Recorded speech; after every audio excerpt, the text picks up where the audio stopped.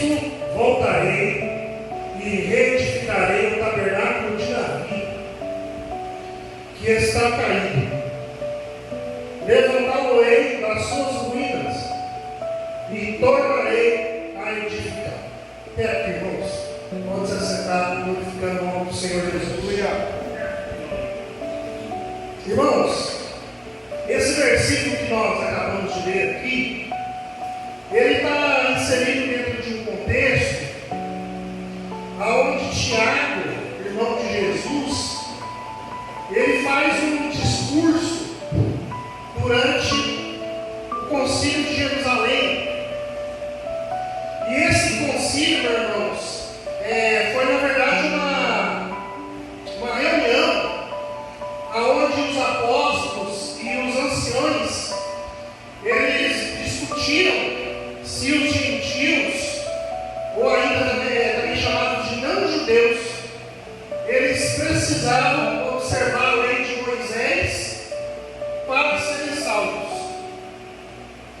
E no início do capítulo 15, a Bíblia, meus irmãos, vai nos revelar uma narrativa que conta que alguns homens, eles foram da região da Judéia para a cidade de Antioquia.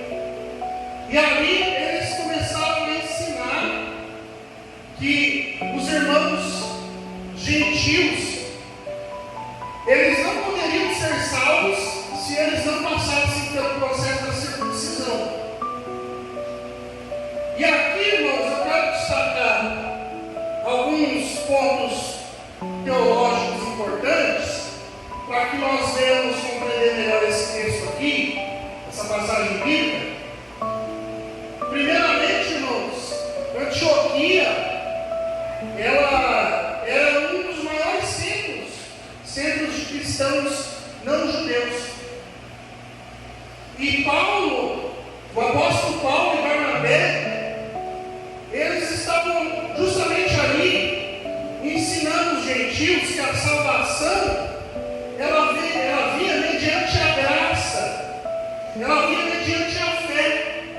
Não havia necessidade de circuncisão ou então adesão à lei de Moisés.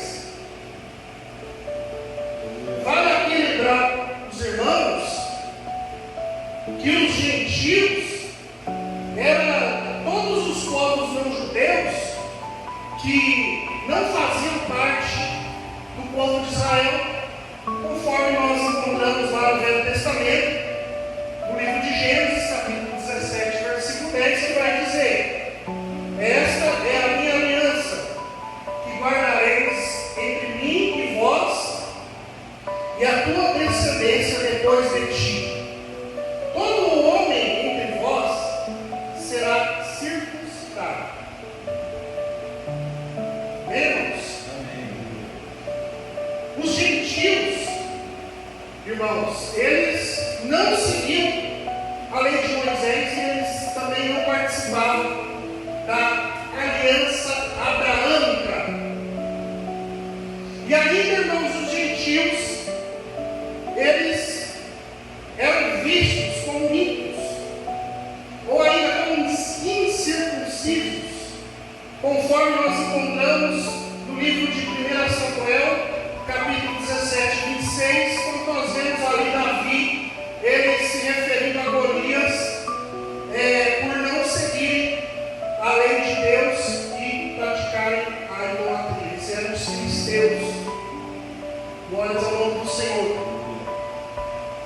Também, irmãos, é importante nós destacarmos aqui nessa mensagem que a exigência da circuncisão como um sinal de salvação dos judeus, ela está profundamente enraizada no contexto teológico e cultural do Antigo Testamento, conforme nós encontramos lá no livro de Gênesis, que a circuncisão ela foi instituída por Deus como um sinal entre ele e Abraão.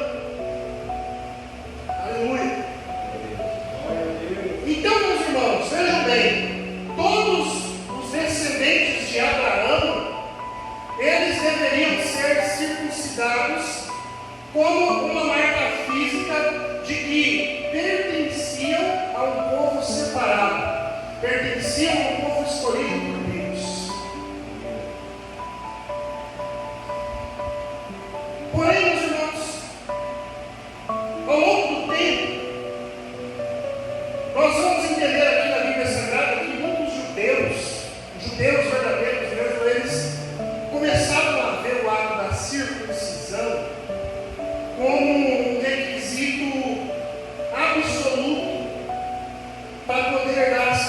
situação e estavam ignorando a fé de Deus. Porque nós vemos isso, meus irmãos, evidente, quando nós vemos Paulo repreendendo os cristãos judeus aos Gálatas, capítulo 5, versículo 2. Ali Paulo está dizendo que em Cristo nós somos livres. Ou ainda em Romanos, capítulo 2, versículo 25, nós encontramos Paulo enfatizando que a verdadeira circuncisão ela é espiritual. Agora, para esses judeus, meus irmãos, aceitar que alguém que não era filho da promessa, gentios, não tinha um sinal da aliança, isso viria a comprometer a tradição judaica. Então, irmãos, eles foram para Antioquia, saíram da Judéia e foram para Antioquia, numa tentativa de, digamos assim, corrigir o que Paulo e Barnabé estavam ensinando. E esse movimento, meus irmãos, ele reflete a dificuldade de alguns judeus, eles entenderem e aceitar que para ser salvo você precisa apenas crer em Jesus de Nazaré, mediante a fé. Glórias ao nome do Senhor. Agora, meus irmãos, eu pergunto para a igreja: qual motivação que levaram eles, os judeus, a acreditarem que os gentios eles precisavam ser circuncidados? Porque, meus irmãos, para eles, entenda que seguir a lei de Moisés era uma demonstração de fidelidade à aliança que Deus tinha com Israel. Isso é o primeiro ponto. Um outro ponto, meus irmãos, a considerar aqui é que a salvação em Cristo, ela era eles acreditavam, meus irmãos, que a salvação em Cristo, ela era uma extensão dessa aliança, não uma substituição. Isso que esses judeus acreditavam. E outra coisa, meus irmãos, esses judeus, eles temiam, eles tinham medo que, abandonando a circuncisão e a lei de Moisés, que isso viesse a resultar num rompimento completo com o judaísmo e as suas promessas. Então, meus irmãos, esses homens, eles não compreendiam completamente que a nova aliança em Cristo, ela não dependia de obras da lei, mas ela dependia exclusivamente da graça de Deus. Bendito é o nome do Senhor. Agora, por outro lado, irmãos, nós vemos aqui no capítulo 15 que Paulo e Barnabé, eles defendiam que a salvação era pela fé, como nós já estamos entendendo aqui. Então, irmãos, quando esses judeus, eles chegam em Antioquia, eles criam o quê? Uma tensão. Eles vão causar confusão ali, porque isso vinha contradizer o que Paulo e Barnabé estavam pregando. E a Bíblia vai nos ressaltar, então, portanto, no versículo 2, que houve um forte desentendimento, ou seja, houve uma grande discussão entre os judeus e Paulo e Barnabé. Porque, irmãos, essa questão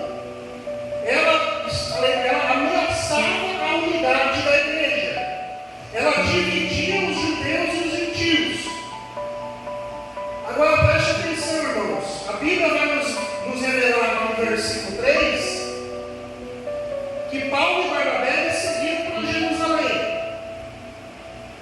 E durante o trajeto, eles passaram por regiões, região da Fenícia e de Samaria. E ali eles testemunhavam com alegria a obra de Deus na vida dos gentios. Como que eles estavam se convertendo ao cristianismo? E a Bíblia vai ressaltar isso, que eles contavam isso com alegria. Essa reação, meus irmãos, é aqui que eu quero dar uma ênfase. Essa reação de alegria, ela me chama muita atenção, porque quando a Bíblia ela diz, irmãos, que os irmãos se alegravam com a notícia de que os gentios estavam se convertendo, aqui faz necessário eu pontuar algo teológico muito interessante para os irmãos. Veja bem, essas duas regiões que a Bíblia ela nos cita aqui, Fenícia e Samaria, ela tinha uma importância histórica, cultural e teológica bem importante para o contexto do cristianismo primitivo. Por quê, irmãos? Porque Jesus operou grandes milagres ali naquelas regiões. Aleluia. Agora, vocês sabem por que a Bíblia vai nos dizer que os cristãos eles se alegravam sobre a conversão dos gentios? Porque isso, meus irmãos, confirma o cumprimento das promessas de Deus em abençoar todas as nações. Aleluia. Olha o que diz Gênesis capítulo 12, versículo 3: e abençoarei os que te abençoarem, e amaldiçoarei os que te amaldiçoarem, e em ti serão benditas todas as famílias da terra. Glória ao nome do Senhor. Então, irmãos, apesar dessas diferenças culturais e históricas, a mensagem de que os gentios eles estavam sendo incluídos no povo de Deus, ela veio a fortalecer a unidade entre os cristãos judeus, samaritanos e gentios. Aleluia. Paulo e Barnabé, meus irmãos, eles estavam ali compartilhando com os irmãos os frutos do evangelismo. Os frutos que o evangelismo estava gerando em Samaria, na Fenícia. Eles estavam ali reforçando que Deus ele estava trabalhando entre os gentios de forma direta, sem necessidade de circuncisão, sem necessidade de observância da lei. Louvado seja Deus. E aqui o Espírito Santo, irmãos, ele me impulsiona a dizer algo para a igreja esta noite. Glórias a Deus. Preste atenção. Louvado seja Deus. Irmãos, nós, a igreja de Cristo, nós precisamos viver em unidade. Nós precisamos viver em comunhão um com os outros. Glórias ao nome do Senhor. Irmãos, tem muitas igrejas por aí afora que vivem em separação, que vivem em exclusivismo, porque crê que a sua doutrina é a única que leva para o céu. Irmãos, veja bem, nós precisamos parar de ficar impondo fardos pesados naqueles que ainda não tiveram a oportunidade de ser alcançados pela graça de Jesus. Glórias a Deus. Nós temos que deixar que o Espírito Santo ele seja encarregado de completar a obra. Louvado seja Deus. Nós não podemos forçar nada. Aleluia. Tem muita igreja, irmãos, que está perdendo medo. Você sabe por quê? Porque está focando mais em doutrina, de uso e costume, em tradição, que passa de geração em geração, e está esquecendo uma coisa, que uma alma ela vale mais do que tudo isso. Aleluia. Aleluia.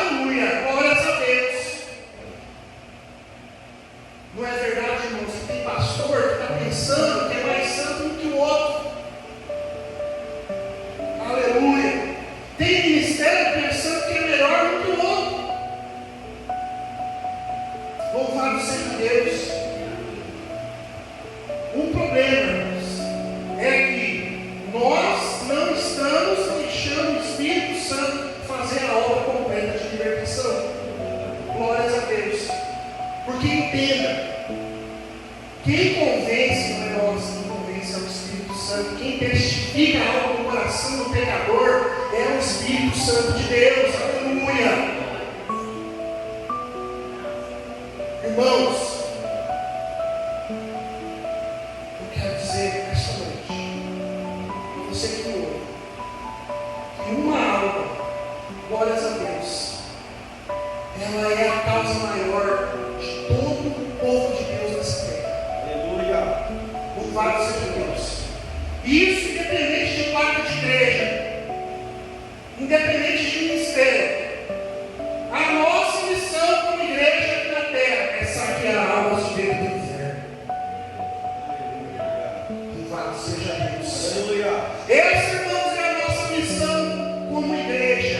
Louvado seja o nome do Senhor. Ser apaixonado pelas almas perdidas. Glórias a Deus. Então, portanto, igreja do Senhor, assim diz o Espírito Santo por através dessa palavra. Hoje é o tempo mais do que nunca de nós pegarmos o Evangelho em todas as partes, porque Jesus ele nos ordenou ir por todo mundo e pregar o Evangelho a toda criatura. Aleluia. Então hoje, irmãos, é tempo de nós lançarmos a rede da palavra de Deus e pescarmos dos peixes que são as almas. Assim diz essa palavra. Glória a Jesus. Aleluia. Glória, glória. Deus está presente. Vamos lançar a nossa rede ao mar. Aleluia. Glórias a Deus. É o tempo desta igreja ela ser missionária. Louvado seja o nome do Senhor. Nós precisamos, amada igreja, fazer com que a mensagem que é pregada aqui dentro saia para fora das quatro paredes. O fato é, irmãos, que tem muito obreiro que só quer pregar aqui dentro. Aí quando vai falar para esse irmão fazer missão, aí ele vai dizer, mas eu quero ir para longe. Meu sonho é fazer missão na África. Meu sonho é fazer missão lá na China, lá na Coreia do Norte, onde não entra a palavra. Agora, irmãos, olha, eu quero te dizer que se você sente o desejo de fazer missão, você pode começar no seu bairro mesmo. Você não precisa ir muito longe, não. Comece fazendo a missão na tua cidade, na tua região. Louvado seja Deus. Cansei de fazer cultos ao ar livre aqui nesse bairro. Enquanto estávamos aqui. Essa semana, só para conhecer os irmãos, não é para agradecer, só estou contando isso para ilustrar os irmãos o que é fazer missão, o que é o evangelismo. Nós estávamos ali na sede, numa cruzada evangelística, semana toda. Fizemos cultos evangelísticos de segunda a sexta na rua, nos bairros.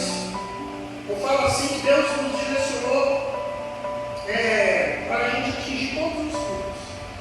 Porque assim, quando Deus colocou no meu coração de fazer uma cruzada evangelística aqui na cidade, eu falei, eu vou fazer de segunda a sexta os cultos nos bairros. Quero fazer nos bairros. Não vou fazer em praça.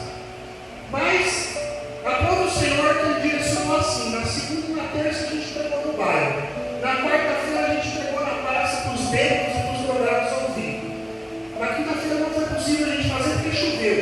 Mas na sexta a gente foi lá na praça de Roçado. Estava cheio de família, estava cheio de criança, estava cheio de jovens. Mateus é testemunho, estava junto comigo. E a palavra de Deus foi pregada ali.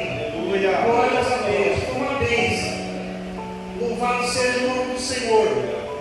Então, irmão, muita gente está precisando ouvir a palavra de Deus. E ela está pertinho de nós. Essas pessoas, elas estão pertinho de nós. Elas não estão longe. Glórias ao nome do Senhor.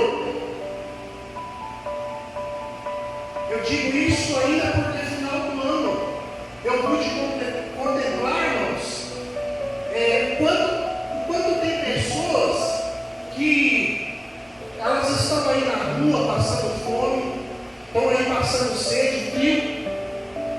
E são essas as pessoas que estão mais próximas de nós, que carecem da nossa ajuda. Foi por isso que Jesus, Ele nos instruiu a amar quem? O nosso próximo. Conforme nós encontramos no Evangelho de Lucas, capítulo 10, versículo 25, na parábola do bom samaritano. Glórias a Deus. Irmãos, eu quero compartilhar algo com vocês aqui do que nós fizemos ali no final do ano. No Natal, no dia 25, a minha família, parentes da minha esposa, organizaram uma ação, fizeram 100 marmitas, bem caprichadinha mesmo, como se fosse para nós, a comida. E nós saímos às ruas entregar para esse pessoal que vive na rua aí, e o Evangelho foi pregado também. Foi um trabalho maravilhoso, um trabalho de formiguinha. A gente conseguiu levantar uma oferta com a ajuda das pessoas, levantamos a oferta, compramos os ingredientes, preparamos o almoço. E uns cozinhou, outros colocou as comidas nas marmitas, outro ajudou a carregar. Enfim, cada um teve uma ocupação. Eu saí junto, pregando a palavra ali, dando a palavra ali para aquele pessoal que estava na rua. A gente fazia uma oração e entregava aquelas marmitas. Inclusive, viemos entregar a marmita aqui nessa rua. Agora, meus irmãos, eu estou contando isso para vocês, porque isso é exercitar a nossa fé. A palavra fala que a fé sem obras é vazia. Glórias a Deus. Isso é um exemplo, é apenas um exemplo de como você pode levar a palavra de Deus para fora dessas quatro paredes. Pastor, eu não sei pregar. Pastor, eu não sei cantar. Mas você pode ajudar. Você sabe ajudar.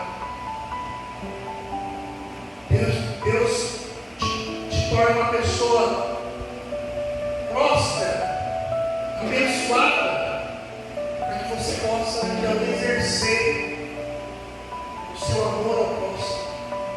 Louvado seja o nome do Senhor. Agora, de repente, você pode me questionar e falar: pastor, mas isso aí é papel da prefeitura fazer, não é papel da igreja fazer. Negativo. Você tem que entender, meu irmão, que Deus é que nos dá sabedoria para nós usar de estratégia para alcançar as almas. Louvado seja o nome do Senhor. Quando nós fazemos esse tipo de bondade, de ação, nós estamos sendo usados por Deus para manifestar o cuidado que Ele tem para com os pecadores. Louvado seja Deus. E assim, irmãos, como nós vemos no Sermão do Monte, Jesus, Ele dizer que até as aves do céu, o Senhor, Ele proveu o alimento para elas. Deus, Ele está nos usando para nós sermos agentes de provisão na vida de pessoas que precisam ouvir a palavra de Deus. Glórias a Deus. Pregar uma palavra viva. Aleluia. Que o Senhor, Ele cuida de nós. Porque a palavra dele, ela nos alimenta. A palavra dele, ela sacia a nossa sede. A palavra dele é vida eterna. Glórias a Deus. E todos os que ouvem e recebem essa palavra, eles terão os seus corações transformados. Glórias a Deus. Você pode levantar sua mão e glorificar o nome do Senhor. Glória a Deus. Aleluia. Irmãos, versículo 5. A Bíblia vai nos dizer que durante o concílio de Jerusalém, os fariseus, eles estavam no meio dos apóstolos e dos presbíteros, batendo na tecla de que os gentios eles precisavam ser circuncidados e observar a lei de Moisés. Mas Pedro, o apóstolo Pedro, cheio do Espírito Santo de Deus, ele se levanta e dá uma palavra de sabedoria no meio dos fariseus. Agora você que está com a sua Bíblia aberta, vamos ler os versículos 7, 8, 9, 10 e 11. Acompanhe comigo essa leitura, para que os irmãos venham entender o contexto. Nós estamos no capítulo 15 de Atos. Vamos ler do versículo 7 em diante.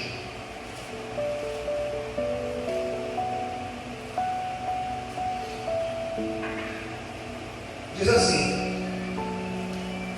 depois de muita discussão, Pedro se levantou e disse: meus irmãos, vocês sabem que há muito tempo Deus me escolheu entre vocês para anunciar o Evangelho aos não-judeus, a fim de que eles pudessem ouvir e crer. E Deus, que conhece o coração de todos, mostrou que aceita os não-judeus, pois deu o Espírito Santo também a eles, assim como tinha dado a nós. Então, por que é que vocês estão querendo pôr Deus à prova, colocando uma carga nas costas dos que agora não estão vendo? E esta carga nem nós, nem os nossos antepassados podemos carregar. Pelo contrário, por meio da graça do nosso Senhor Jesus, nós, judeus, cremos e somos salvos do mesmo modo de que os não-judeus.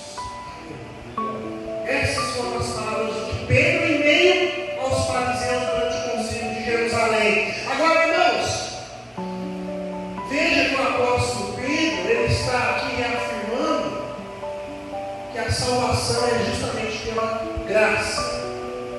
Ela não é por obras. Porque a lei, irmãos, ela sempre impôs um fardo pesado às pessoas. Foi por isso que Jesus disse: vinde a mim, todos vós que estáis cansados, e eu vos aliviarei. Todos que estão cansados e oprimidos, e eu vos aliviarei. Por que Jesus disse isso? Porque, meus irmãos, aquelas pessoas, elas estavam sobrecarregadas de ter que seguir a lei judaica. Aquelas pessoas, meus irmãos, elas estavam cansadas de pagar imposto para o governo romano. Elas estavam cansadas de seguir a lei mosaica, de seguir as leis cerimoniais. Mas Jesus, Ele veio para esse mundo, glórias a Deus, porque as palavras dele, elas não te condenam. As palavras dele, ele não te julga de maneira alguma, mas as palavras dele, ela te dá a direção do modo certo de você conduzir a sua vida. Aleluia! E por isso o Espírito Santo me motiva a dizer para alguém que está aqui dentro desta casa de oração nesta noite: você está se sentindo julgado por esse mundo. Glórias a Deus. Você entrou triste aqui dentro desta noite. Aleluia. Mas o Senhor diz para você, conforme Mateus capítulo 11, versículo 29: tomem sobre vocês o meu jugo e aprendam de mim, porque eu sou manso e humilde de coração, e vocês encontrarão descanso para as vossas almas. Diga o nome do Senhor.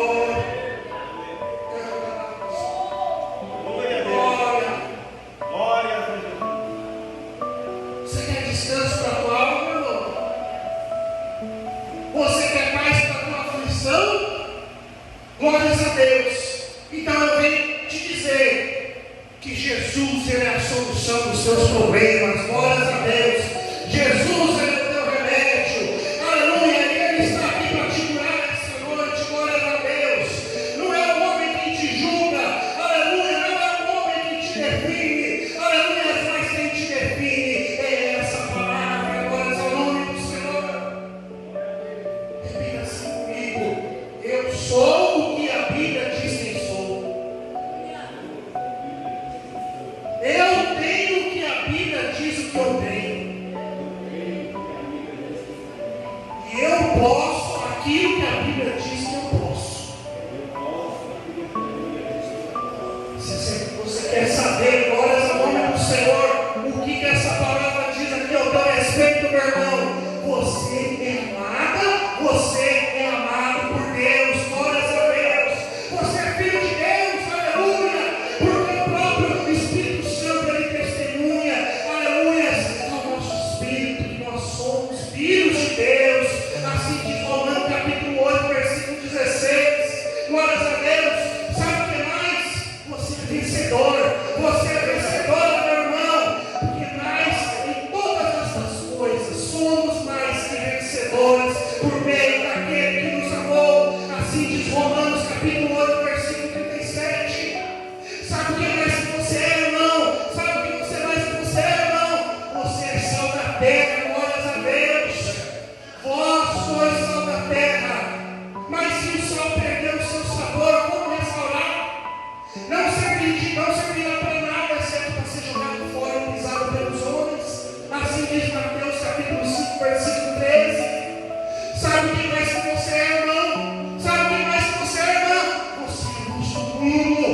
Glórias a Deus, exaltado seja o nome do Senhor. Vós sois luz do mundo.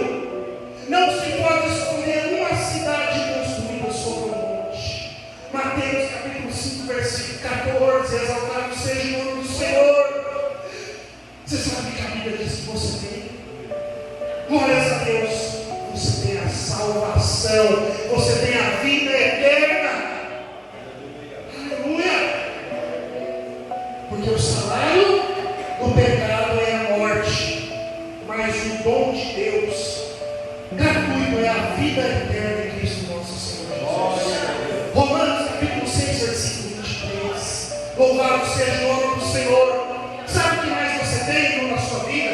Você tem o sangue de Jesus que te purifica de todo pecado. Glórias a Deus. Você tem o sangue de Jesus na tua vida que te aproxima de Deus. 1 João capítulo 1, versículo 7. Se porém andamos na luz, como Ele está na luz, temos comunhão uns com os outros. E o sangue de Jesus, seu Filho, nos purifica de todo pecado. Glórias ao nome do Senhor. Aleluias. Sabe o que você pode? Sabe o que a Bíblia diz que você pode, irmão? Você pode resistir o diabo na fé e ele fugirá de nós. Santo é o nome do Senhor. Você pode todas as coisas daquele que te fortalece. Glórias ao nome do Senhor Jesus. Aleluia. Então, querido irmão que entrou aqui dentro por essa porta, você não veio aqui essa noite por um acaso. Aleluia. Mas foi o Senhor Jesus que Ele te guiou para que hoje você ouvisse essa palavra e entender que o mundo ele pode fazer você chorar sim, mas Deus ele quer você sorrindo. Glórias a Deus. Então levanta a sua cabeça, porque o Senhor está dizendo para você por essa mensagem. Aleluias. Quem sabe você entrou aqui dentro desta igreja essa noite pensando assim: mas Jesus, como que eu posso chegar até você se eu ainda não me libertei disso, se eu não me libertei daquilo? Glórias ao nome do Senhor. Senhor Jesus, eu não posso ir até o Senhor do jeito que eu estou. Senhor Jesus, eu primeiro preciso resolver a minha situação. Quer saber o que Jesus disse para você? A resposta dele para você? Para você, irmão?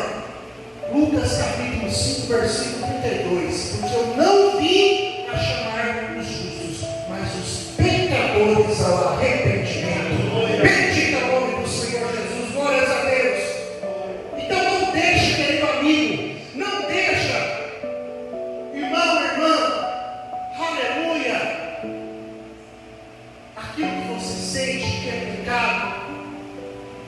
tomar a decisão por você.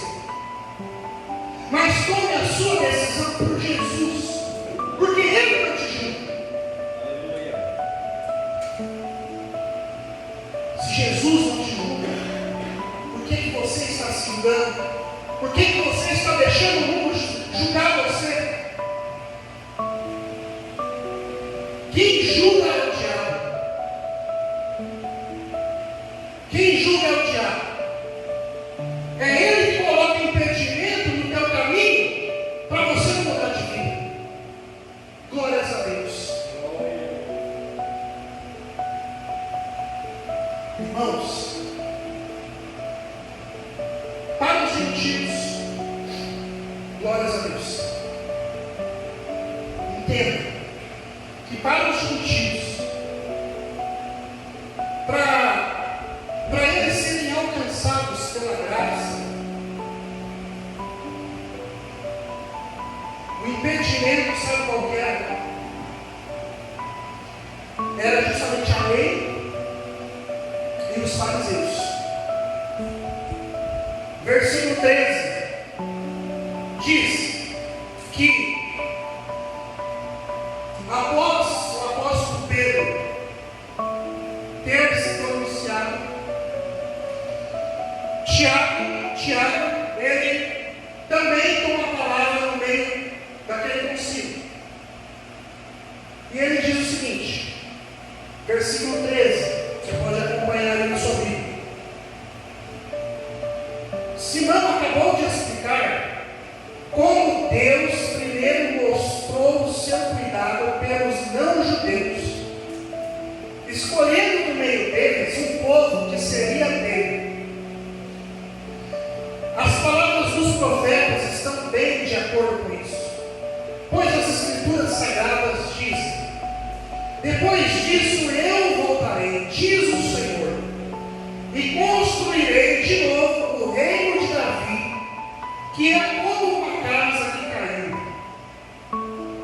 Juntarei de novo os pedaços dela e tornarei a levantá-la. Glórias a Deus. E agora eu chego no versículo que nós lemos no início da mensagem, versículo 16. Veja só, irmãos, aqui Tiago, ele está fazendo uma menção ao que está escrito lá no livro do profeta Amós, no capítulo 9 e no versículo 11. O interessante aqui, meus irmãos, é que quando Tiago ele faz essa menção, ele faz a leitura usando a versão grega do Antigo Testamento, que é chamada de Septuaginta. Essa versão, irmãos, ela difere um pouco do texto hebraico original, mas o significado é preservado. E aqui eu quero apontar para os irmãos alguns aprofundamentos teológicos para nós podermos entender melhor essa profecia do profeta Ageu. Primeiro, meus irmãos, por que Tiago ele faz o uso da Septuaginta? Porque a maioria dos gentios convertidos, eles liam a Bíblia justamente nessa versão, a versão grega, chamada de Septuaginta. E essa é uma versão, irmãos, que ela era amplamente usada fora da Palestina, que é a região geográfica onde aconteceu todo esse episódio. A citação de Tiago, no capítulo 15, versículo 16, lá no livro de Atos, que nós estamos falando essa noite, ela vem nos mostrar, meus irmãos, que a igreja primitiva, ela se comunicava no idioma dos gentios. E ele faz isso justamente para que se evidencie que a inclusão dos gentios no povo de Deus, ela estava profetizando nas Escrituras. Escrituras Sagradas. Glórias a Deus. Vale também destacar para os irmãos aqui que o profeta Amós, ele escreveu lá no século 8 a.C. E ele profetizou, irmãos, sobre a restauração de Israel após o juízo. Ele previa, meus irmãos, que as nações, elas se uniriam ao povo de Deus, simbolizando, portanto, a bênção universal prometida a Abraão, conforme nós encontramos lá no livro de Gênesis. Aleluia. Irmãos, em segundo lugar, Tiago, ele usa essa profecia aplicando ela a Jesus, porque Jesus, ele era descendente de Davi. Glórias a Deus, aquele que cumpriu a promessa de restaurar o reino. Aleluia. Porque quando ele usa a expressão a tenda de Davi, essa expressão, irmãos, ela é entendida aqui como o reino messiânico. Glórias a Deus. E esse reino messiânico, ele abrange os judeus e os gentios. Aleluia. Então Deus, por meio de Jesus Cristo, ele reconstrói o reino para incluir tanto os judeus quanto os gentios. Agora os irmãos entendam que essa restauração, ela não é política, essa restauração ela não é territorial, como eles esperavam, mas essa restauração ela é manifestada na igreja. Glórias a Deus, de forma espiritual. E é por isso, meus irmãos, que Tiago, ele usa essa profecia para justificar que os gentios justamente não precisavam obedecer a lei, não precisavam passar pela circuncisão para ser salvos, porque a promessa de Deus, ela abrange todas as nações, ela não abrange apenas Israel. Aleluia, louvado seja Deus. E em terceiro lugar, mais um ponto curioso aqui para os irmãos entenderem. Esse versículo 16 aqui, irmãos, ele tem um mistério escatológico muito interessante. Aleluia.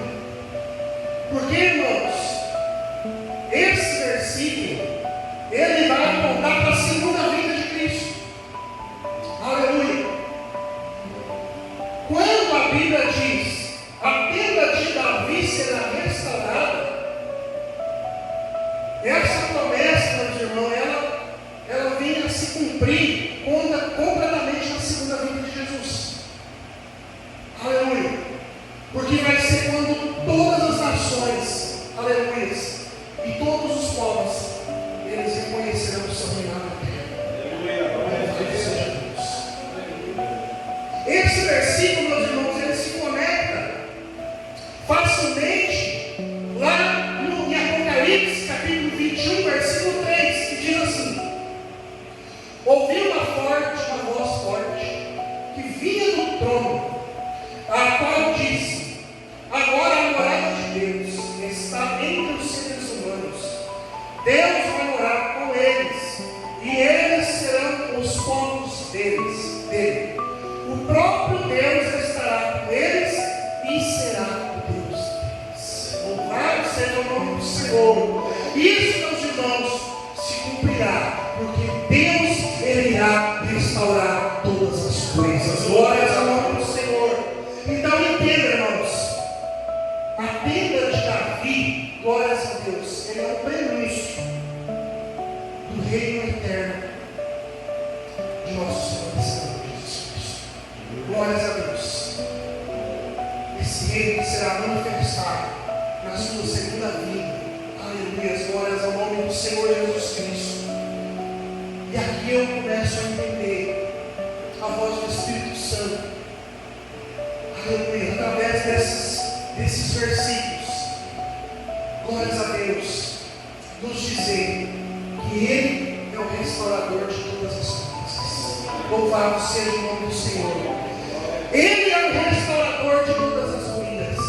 Louvado seja Deus. Aquilo que está arruinado dentro de você, Ele faz tudo novo para a glória. Glórias a Deus. Porque Apocalipse 21, versículo 5 diz: eis que faço nova todas as coisas.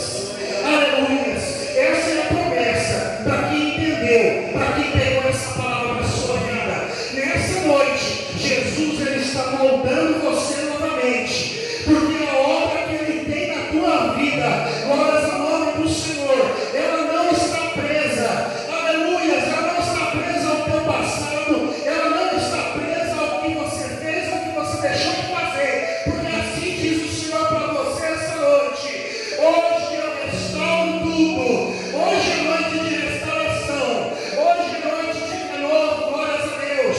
Eu estou restaurando vidas nesta casa de oração. Eu estou restaurando ministérios dentro desta casa. Então